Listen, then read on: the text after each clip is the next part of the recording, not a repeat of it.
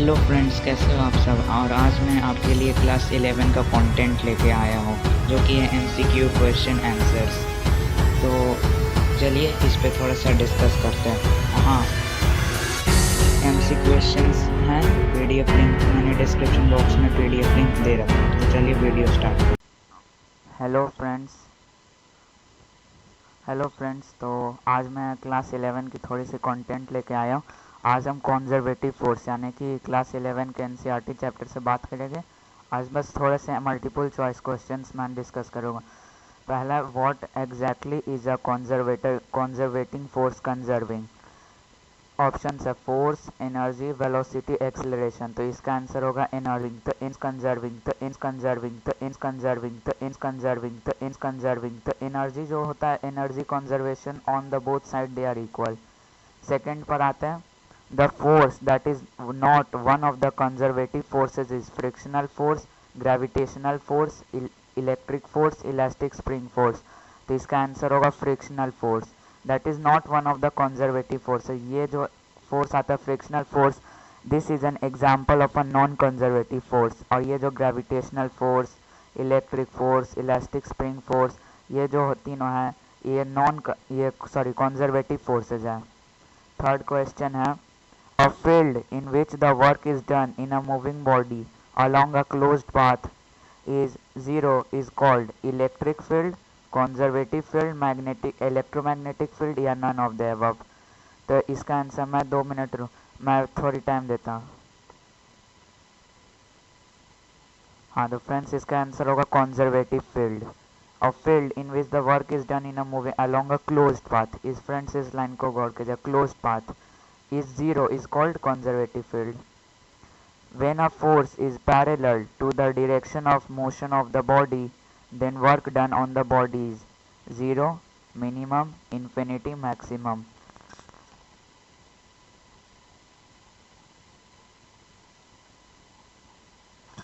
हाँ, तो फ्रेंड्स इसका आंसर होगा maximum. When a force is parallel to the direction of motion, force जैसे मान लीजिए इस तरफ है और direction of motion of the body, when both are parallel, then the work done on the body is maximum because the angle between them will be 0 degree and we know that cos 0 is equal to maximum। Fifth पर आते हैं, fifth question, which of the following types of force can do no work on the particle on which it acts? Frictional force, gravitational force, elastic force, centripetal force।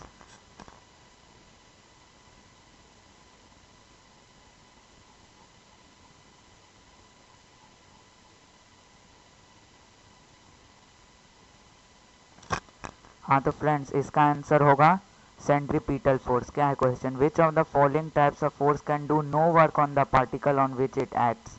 तो इसका answer हो centripetal force का motion ऐसे होता है, ये centre हुआ तो ऐसे, थोड़ी सी डायग्राम क्लियर नहीं बन रही है इससे, लेकिन इस तरफ arrow direction centre centre to path object कैसे रहेगा, circular circular path. So which of the following types of force can do no work on the particle on which it acts? तो इसका आंसर होगा सेंट्रीपिटल फोर्स। अब आते हैं sixth question पे। सिर्फ 10 क्वेश्चन रखा है मैंने, ये मैं बता रही हूँ। So for equilibrium, the net moment acting on the body by various conservative forces is 1, 2, 3, 0।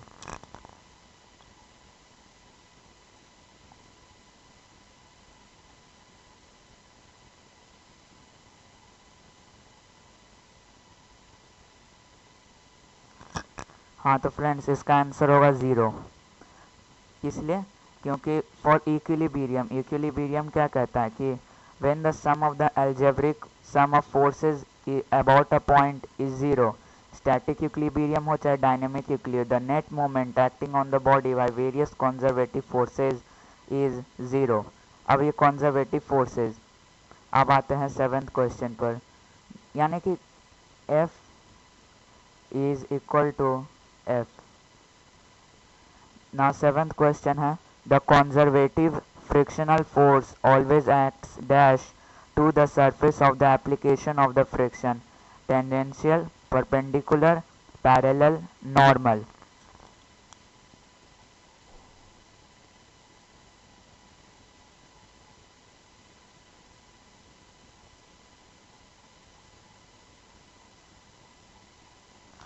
हाँ तो फ्रेंड्स इसका आंसर होगा tangential. The conservative frictional force always acts tangential to the surface of the application of the friction. Tangential यानी कि 90 degree, sorry 90 degree, sorry circle जो होता है उसका ये साइड बेस को कहता है टेंजेंशियल। अब 8th क्वेश्चन पे आता है, what does Newton's third law states for the conservative forces. First है the rate of change of momentum is equal to the force applied. For every reaction there is an opposite reaction. The body tends to be rotated if the force is applied tangentially. The body is rest until a force is applied.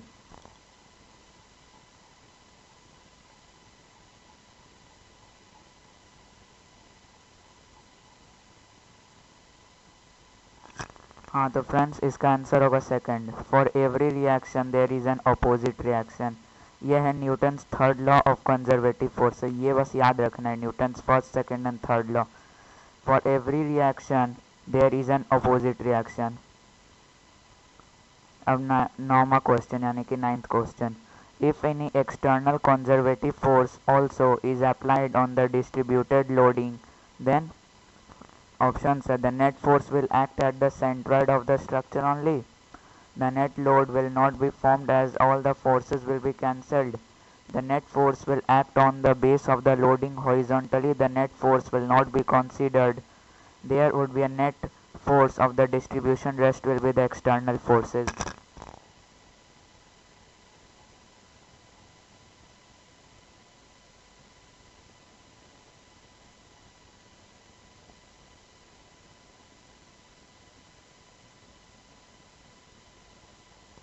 हाँ तो friends इसका answer option होगा D. The net क्या है question, if any external conservative force also is applied on the distributed loading then the net force will not be considered. याद रखना, will not be considered and there would be a net force on the distribution, और जो बाकी बचा the rest will be the external forces. अब आता है a conservative force is dependent only on first position of the objects, position of the forces, position of the path taken, और ये none of the above. ये last question हो गया।